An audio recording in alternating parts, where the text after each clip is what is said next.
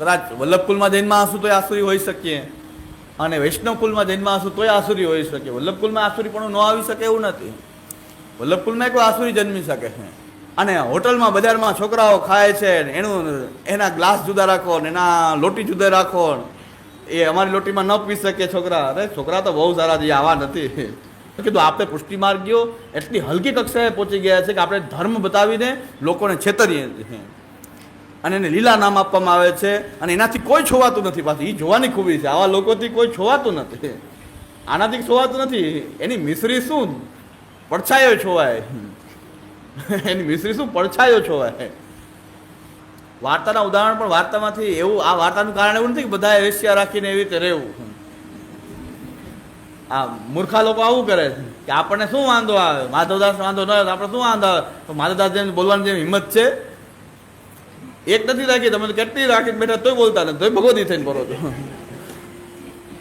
કેટલા એનો કઈ અંત નથી પાછો. એટલા લીલા વિહારને કોઈ અંત નથી. શ્યામા સદલ નયન સુંદરી યુથનો નહીં પાર. તો તોય પાછા ભગવતીના ભગવતી બનીને બેઠા છો. આસુરી છો, આસુરી, નિસર્ગ આસુરી છો તમે તો. માધવદાસે તો કહી દીધું, એ તો એકમાં મારી દ્રઢ આસક્તિ છે, અને એ પણ કહી દીધું કે છે. તમે તો કોઈ પાર નથી. એવા વ્યભિચારી લોકો પુષ્ટિ માર્ગમાં ઘૂસી ગયા છે, ઉભરાય છે ગંદકી આ પુષ્ટિ માર્ગની અંદર, કે એનો કોઈ પાર નથી. એટલા ભેગા કરીને બેઠા છો, તોય પાછા ભગવતી થઈને ફરો છો. નિસર્ગ આસુરી છો, રાક્ષસ છો. એ રાક્ષસ છો. દાનવો તો તમો લઈને પ્રાપ્ત કરનારા દાનવો છો. કારણ કે માધવદાસ સરખામણી ન કરો. માધવદાસે કહી દીધું કે હા છે, અને મહાપ્રભુ આ મારી વીકનેસ છે, કહી દીધું. આ મારી નબળાઈ તો નબળાઈ પણ છે. તમે તો એ નબળાઈ બતાવવા તૈયાર નથી. રાક્ષસો છો તમે તો. જેને કેવું એ ભલે કે ગમે એવી ખરાબ ભાષા વાપરે, ખરાબમાં ખરાબ ભાષા વાપરે કે આ પુષ્ટિ માર્ગ મારીને આવા ધંધા કરવા, આ રાક્ષસી વૃત્તિ છે આ તો. અને પાછા તમે બોલવાની હિંમત છે તમારે, જ્યારે કરો તો બતાવો, કયો કે અમે કરીએ છીએ. છે હિંમત એ કઈ નહીં તો તમે તો હજી તમે ક્યારેક દેવી જીવ હશો માની લઈશો. માધવદાસની જેમ તમે પણ દેવી જીવ હશો, અને ક્યારેક તમારા પર તમે બોલી દો, ચાલો હિંમત છે આવો. ગામ આખું વાત કરે છે, તમારે હિંમત છે કહેવાની કે હા આ બધી વાત સાચી છે કહેવાની હિંમત છે, પણ 10% સાચી. બહુ આંકડા તો બહુ મોટા છે. સુરતના આંકડા મેં સાંભળ્યા છે, 1000ને વટી ગયા છે આંકડા. તો એમાં 10% તો સાચી વાત છે ને. 10%નું તો કયો, 10% તો 100 થાય, 1000 ને 100 તો થાય.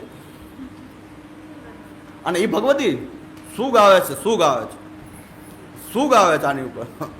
રાક્ષસો છો આ તો બધા. માધવદાસ સાથે સરખામણી કરો તો માધવદાસની જેમ હિંમત રાખો ને, કહેવાની હિંમત રાખો એક વખત, તો દેવી જીવ હશો તમે. હજી હું માનું છું કે દેવી જીવ હશો. તમારું મન આમાં લાગેલું છે, ક્યારેક ભગવાનમાં લાગશે. પણ તમે એને છુપાવી રહ્યા છો. દંભાદી રહિતમ, દંભાદી સહિતમ છો. કોઈ જન્મે તમારો ઉદ્ધાર નથી થવાનો. આ ખોટા તિલક તાણીને ફરો છો. તો એનો મારો વિરોધ છે ને, હું કરતો એ જિંદગીમાં જીવીશ ત્યાં હું જાનો વિરોધ કરીશ. છેલ્લા શ્વાસે હું વિરોધ કરીશ આનો. કે આ વિચારી લોકો પુષ્ટિ માર્ગને બદનામ કરી રહ્યા, કલંકિત કરી રહ્યા છે, આપણા પ્રભુને કલંકિત કરે, માર્ગને કલંકિત કરે. અને જે અપરાધ થવો હોય આના અપરાધથી કદાચ નરકમાં જવું પડે તો નરક બતાવે.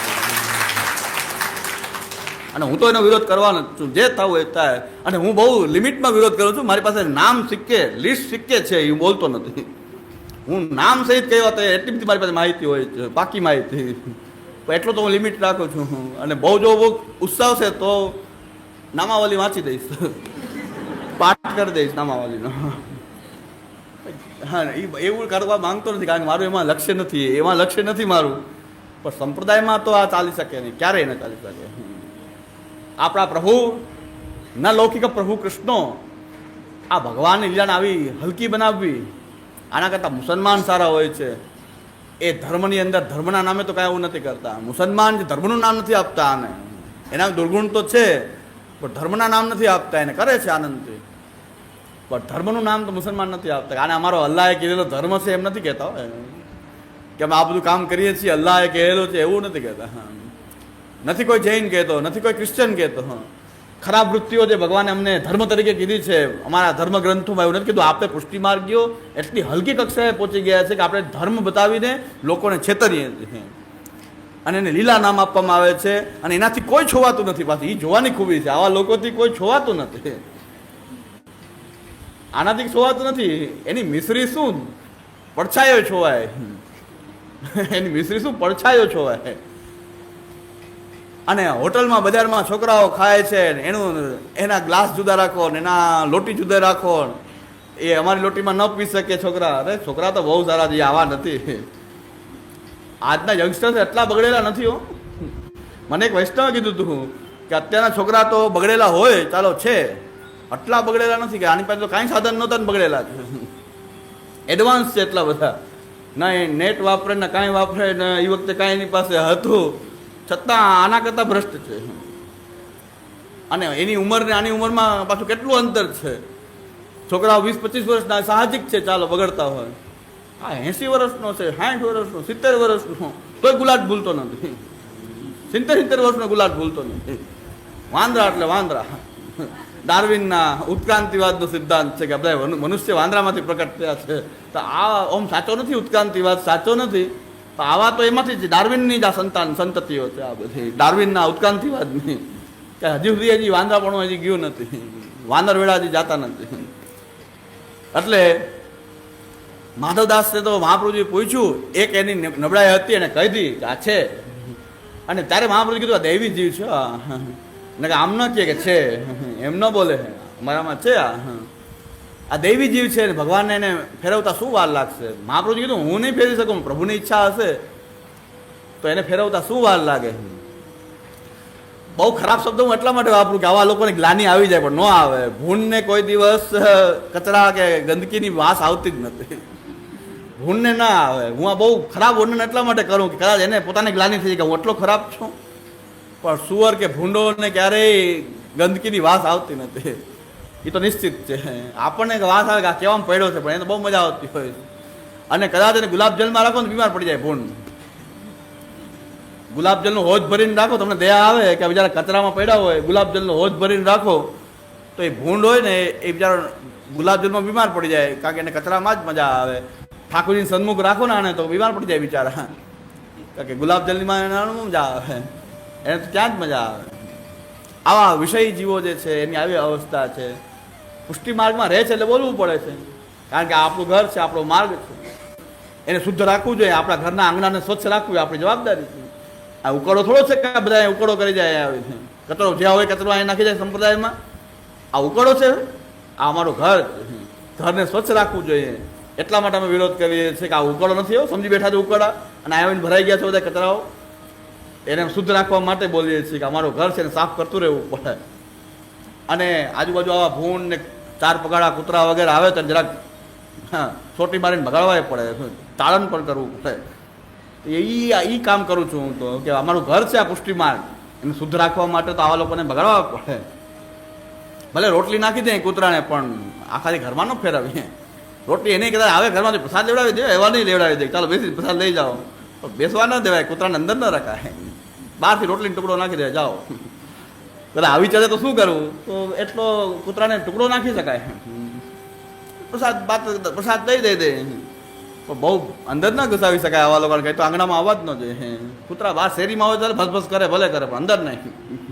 અહીંયા આવવાની સખત મનાય છે.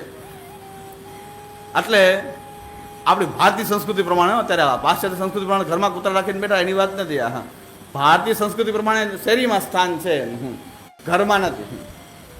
એને ટુકડો એને અપાય છે, એટલે પ્રસાદ વસાદ આપવામાં વાંધો નહીં, પણ કે સત્સંગ કરું ના પાડી દે કે નહીં બિલકુલ નહીં હો, તમે લાયક નથી. હે એ લોકો અંદર આવવાનું લાયક નથી, પ્રસાદ લઈ જાઓ જાઓ, કારણ કે ટુકડો તો આપણે નહીં નાખીએ છીએ, 4 પગડા નહીં નાખીએ છીએ.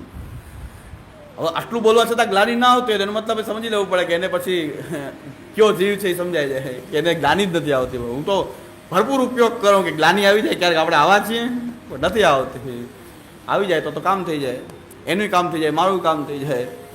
એટલે અને આ નિરોધ સ્કંદની વાત કરી છે ત્યારે લીલાની વાત કરું છું ત્યારે સાવધાનીપૂર્વક કરું છું કે લીલાનો કોઈ આવો અર્થ ના કરે કે આ ભગવાનની લીલા છે, પ્રભુની લીલા છે. સાંજના આપણે સત્રમાં હજી હું બતાવીશ કે મહાપ્રભુ શું કાળજી રાખવાની આજ્ઞા કરીને ભૂતલ ઉપરથી બતાવ્યા. આજે હું આ મહાપ્રભુજીનું વસિયતનામું જે છે છેલ્લે શિક્ષા શ્લોકીના શ્લોકો થોડાક આપણે વિચારશું કે શું મહાપ્રભુજીનો અંતિમ ઉપદેશ છે. કે તમે જે કાંઈ કરવું એ કરો, એનો કંઈ વાંધો નથી, પણ ઠાકુરજીને આવા માનશો એ તો બહુ ખરાબ વાત છે. લૌકિક પ્રભુને બનાવશો, આ તો આપણું આસુરીપણું પ્રકટ થશે, દેવીપણું નહીં. આપણે તો ખરાબ હોઈએ, આપણી નબળાઈ હોય. માધવદાસે એમ કીધું કે નબળાઈ છે, એમ નથી કીધું લીલા છે. ના ના, લીલા કરી રહ્યા છે, અમારો તો લીલાનો સંબંધ છે, એમ માધવદાસે નહોતું કીધું. માધવદાસે કીધું હા છે, બધા કહે છે વાત સાચી. એટલે મહાપ્રભુજીને લાગ્યું કે આ દેવી જીવ છે, ક્યારેક આનું મન આમાં જેટલું આસક્તિ છે એટલું પ્રભુમાં થઈ જશે તો નિરોધ થઈ જશે એનો. અને થઈ ગયું. મહાપ્રભુજીને એવી ઉત્તમ ભાવના હતી. ગુરુને શિષ્ય પ્રત્યે જો ઉત્તમ ભાવના હોય તો શિષ્યનું પણ કલ્યાણ થાય જ. એટલે આ ઉત્તમ ભાવનાને કારણે બોલું છું કે એનું કલ્યાણ થઈ જાય, જો સાચા પુષ્ટિ જીવ હોય તો. આ બોલવાને કારણે એને ગ્લાનિ આવી જાય, એ ખરાબ કર્મને છોડી દે તો એનું કલ્યાણ થઈ જાય, એવા ભાવથી બોલું છું. બાકી મારે શું કામ જવાનું મોઢું ખરાબ કરવું, એ જરૂર આવા નામ લઈને મોઢું ખરાબ કરવું.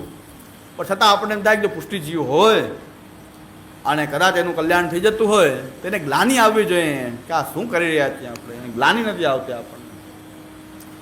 અને પ્રભુને કરવું હશે તો બધાનું કરી શકશે, એમાં આપણને ના નથી. હજી આપણે બારી બંધ નથી રાખી. જે પ્રભુએ વિચાર્યું હશે તો એનો પણ ક્યારેક થશે, પણ એમાં આપણે કંઈ ના કહી શકીએ પ્રભુ ક્યારે કોને કેમ. પણ બહુ અંતર લાંબુ થઈ જશે.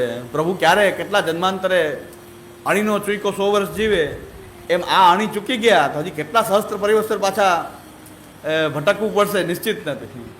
એટલે જે આપણને આજની ઘડી રડિયામણી જે પ્રાપ્ત થઈ છે, મહાપ્રભુ જેવા ગુરુ ઠાકુરજી અને શ્રી મહાપ્રભુજી, આવો દિવ્ય માર્ગ, હવે શું ખામી છે ઉદ્ધારમાં? હવે ઉદ્ધાર ન થાય તો આપણું બહુ અભાગ્ય કહેવાય. આપણે આસુરી જીવ હોય તો જ ન થાય.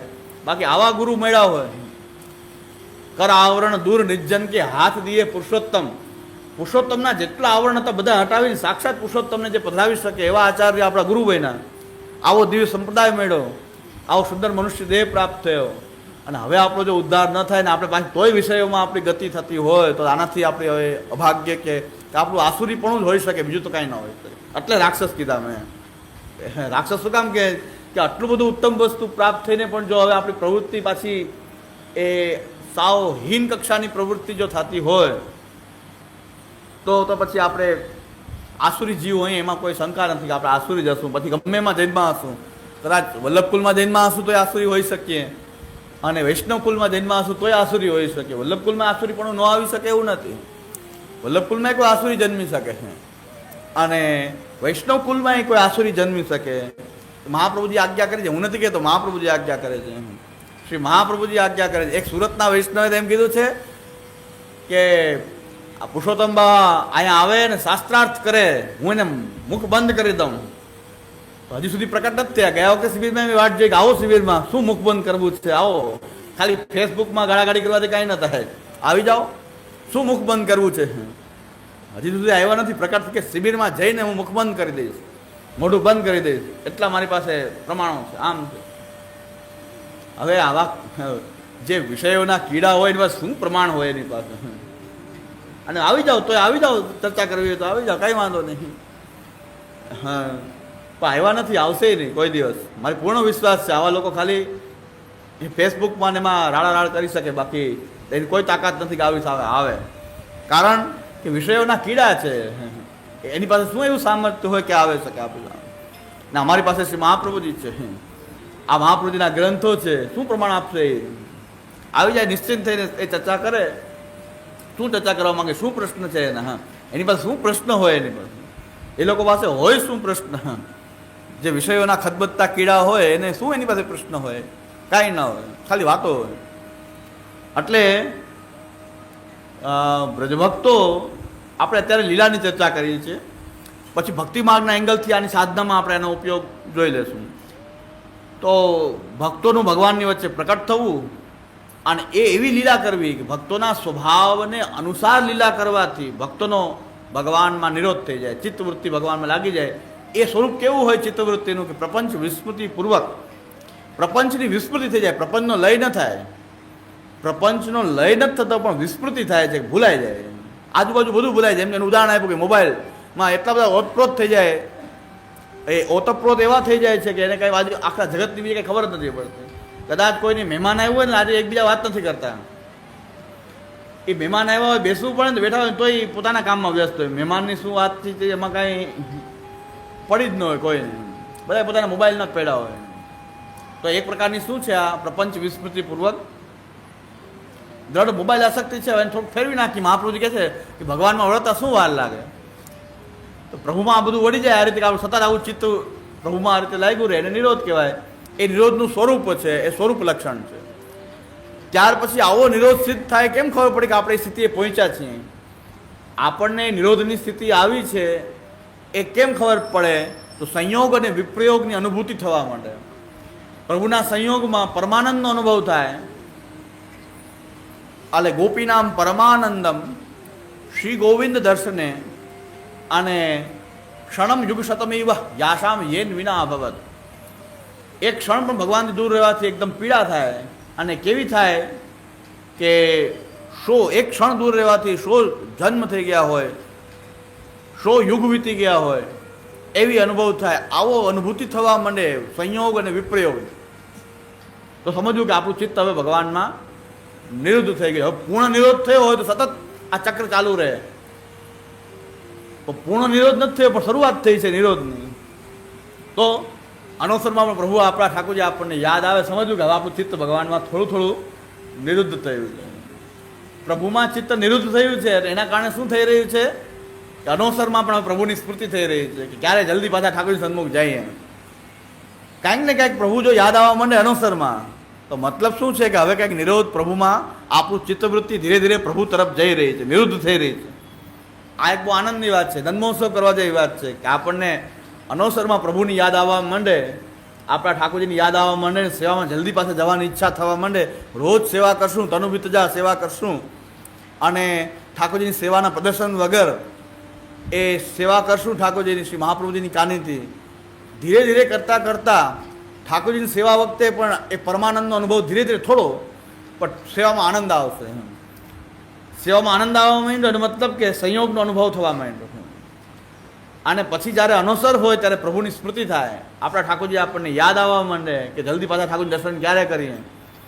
એવો કંઈક પણ ભાવ થોડો થોડો પ્રકટ થવા માંડે એનો મતલબ કે હવે આપણું ચિત્તવૃત્તિમાં વિપ્રયોગની અનુભૂતિ પણ શરૂ થઈ છે.